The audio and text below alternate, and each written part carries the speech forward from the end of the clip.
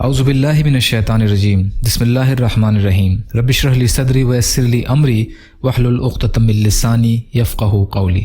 پہلی رجب المرجب اسلامی تاریخ۔ حضرت ابو بکر صدیق رضی اللہ عنہ۔ حضرت ابو بکر صدیق رضی اللہ عنہ قریش کے خاندان میں پیدا ہوئے۔ ابو بکر آپ کی کنیت ہے، نام عبداللہ، والد کا نام عثمان اور والدہ کا نام سلمہ تھا۔ آپ بچپن ہی سے نیک طبیعت اور سادہ مزاج انسان تھے۔ زمانہ جاہلیت میں آپ نے نہ کبھی شراب پی اور نہ کبھی بتوں کو پوجا۔ عمر میں حضور صلی اللہ علیہ وسلم سے 2.5 سال چھوٹے تھے، مگر آپ صلی اللہ علیہ وسلم سے بڑی گہری دوستی اور سچی محبت تھی۔ آپ نے حضور صلی اللہ علیہ وسلم کے اخلاق اور عادات کو بہت قریب سے دیکھا تھا۔ جب حضور صلی اللہ علیہ وسلم نے ان کو اسلام کی دعوت دی اور اپنی نبوت کا اعلان کیا تو مردوں میں سب سے پہلے ایمان لانے کی سعادت ان کو نصیب ہوئی، اور حضور صلی اللہ علیہ وسلم کی نبوت کی تصدیق اور زندگی بھر جان و مال سے ساتھ دیتے ہوئے اسلام کی تبلیغ میں مشغول رہے۔ مکہ کی 13 سالہ زندگی میں مشرکوں کی طرف سے پہنچائی جانے والی ہر قسم کی تکلیف کو برداشت کرتے رہے۔ اہم مشورے اور راز کی باتیں حضور صلی اللہ علیہ وسلم انہی سے کرتے تھے۔ چنانچہ ہجرت کے موقع پر ابو بکر صدیق رضی اللہ تعالی عنہ نے آپ صلی اللہ علیہ وسلم کے ساتھ غار ثور میں 3 دن قیام فرمایا، پھر وہاں سے مدینہ منورہ تشریف لے گئے۔ اسلام کی حفاظت کے لیے ہر موقع پر اپنا مال خرچ کرتے رہے اور دین کی سربلندی کے لیے پوری بہادری کے ساتھ تمام غزوات میں شرکت فرماتے رہے۔ اللہ کی قدرت، مشک اللہ کے خزانے سے آتا ہے۔ مشک ایک بہت ہی قیمتی خوشبو ہے۔ اس کی پیدائش کا معاملہ بہت ہی عجیب و غریب ہے۔ اللہ تعالیٰ نے ایک جانور بنایا ہے جسے ہرن کہتے ہیں۔ اس کی ناف میں خون جمع ہوتا رہتا ہے جو دھیرے دھیرے ایک ڈلے کی شکل اختیار کر لیتا ہے۔ اسی خون کے ڈلے میں اللہ تعالیٰ ایسی خوشبو پیدا کر دیتا ہے جس کو ہم مشک کہتے ہیں۔ ہرن کی ناف میں مشک پیدا ہونے کے بعد اسے تکلیف ہونی شروع ہو جاتی ہے تو وہ درختوں سے اپنے آپ کو رگڑنے لگتا ہے، جس سے وہ ڈلا جنگل میں گر جاتا ہے اور شکاری اسے لے کر بازاروں میں بیچتے ہیں۔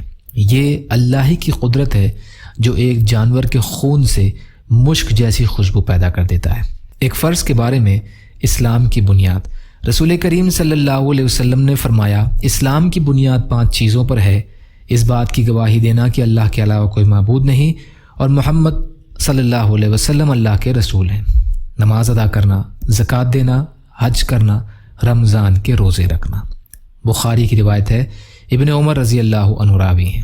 ایک سنت کے بارے میں، سنت زندہ کرنے کی فضیلت۔ رسول اللہ صلی اللہ علیہ وسلم نے فرمایا، جس نے میری کسی ایسی سنت کو زندہ کیا جو میرے بعد مٹ چکی تھی یعنی ختم ہو چکی تھی تو اس کو اتنا ہی ثواب ملے گا جتنا کہ اس سنت پر عمل کرنے والوں کو ملے گا، اور ان عمل کرنے والے لوگوں کے ثواب میں سے کوئی کمی نہیں ہوگی۔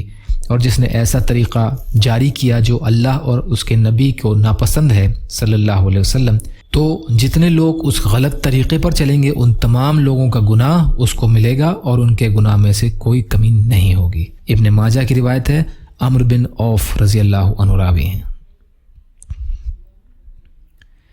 ایک اہم عمل کی فضیلت، نماز اشراق کی فضیلت۔ رسول اللہ صلی اللہ علیہ وسلم نے فرمایا، جو شخص نماز فجر سے فارغ ہو کر مصلی پر بیٹھا رہے اور جب مکروہ وقت گزر جانے کے بعد پھر 2 رکعت اشراق کی نماز پڑھے اور ان دونوں نمازوں کے درمیان اچھی باتوں کے علاوہ کچھ نہ بولے تو اس کے گناہ معاف کر دیے جائیں گے، اگرچہ سمندر کے جھاگ سے زیادہ ہی کیوں نہ ہو۔ ابو داؤد کی روایت ہے، معاذ بن انس رضی اللہ عنہ راوی ہیں۔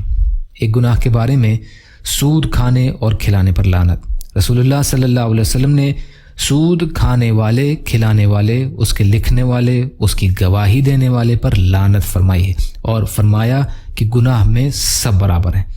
مسلم کی روایت ہے، جابر رضی اللہ عنہ راوی ہیں۔ دنیا کے بارے میں، دنیا دار کا گھر اور مال۔ رسول اللہ صلی اللہ علیہ وسلم نے فرمایا، دنیا اس شخص کا گھر ہے جس کا آخرت میں کوئی گھر نہیں، اور دنیا اس شخص کا مال ہے جس کا آخرت میں کوئی مال نہیں، اور دنیا کے لیے وہ شخص مال جمع کرتا ہے جو ناسمجھ ہے۔ مسند احمد کی روایت ہے، ام المومنین عائشہ رضی اللہ عنہا راوی ہیں۔ طب نبوی سے علاج تقدیر کے خلاف نہیں ہے۔ حضرت ابو خزامہ رضی اللہ عنہ بیان کرتے ہیں کہ ایک شخص نے رسول کریم صلی اللہ علیہ وسلم سے عرض کیا، اے اللہ کے رسول، ہم لوگ جو جھاڑ پھونک اور دواؤں کا استعمال کرتے ہیں اور پرہیز کرتے ہیں تو اس سے تقدیر الہی کی مخالفت نہیں ہوتی؟ رسول اللہ صلی اللہ علیہ وسلم نے فرمایا، یہ بھی تقدیر الہی ہے، یہ بھی تقدیر الہی ہے۔